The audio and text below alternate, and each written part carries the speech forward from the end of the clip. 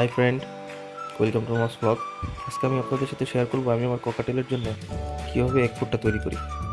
Egg food তৈরির জন্য আমি আজকে যা যা ব্যবহার করতেছি তা হলো টমেটো, সিদ্ধ ডিম, সবুজ শাক, লাল শাক ও গাজর।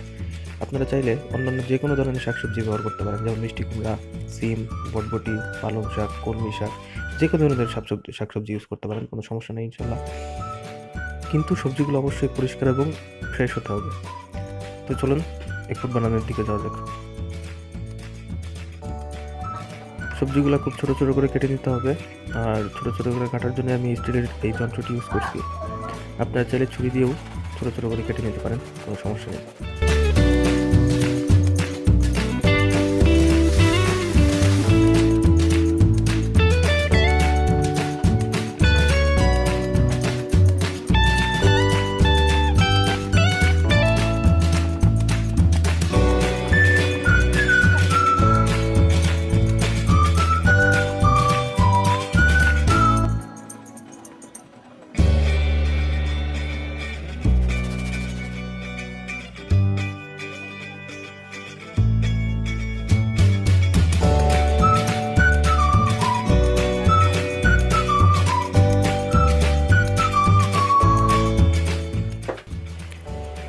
এখন সবগুলো আইটেম মিক্স করার পালা।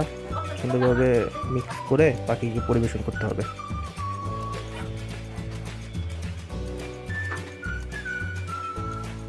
আমার যেহেতু মাত্র 2টা পাখি, যেহেতু আমি অল্প করে বানালাম, আপনারা আপনাদের পাখির সংখ্যা অনুযায়ী পরিমাণ মতো বানাবেন।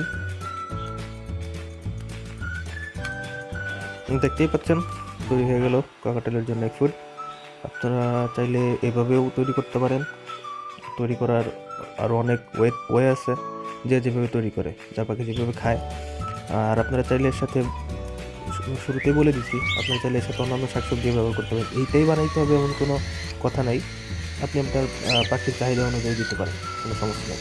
ধন্যবাদ। আসসালামু আলাইকুম, ভালো থাকবেন।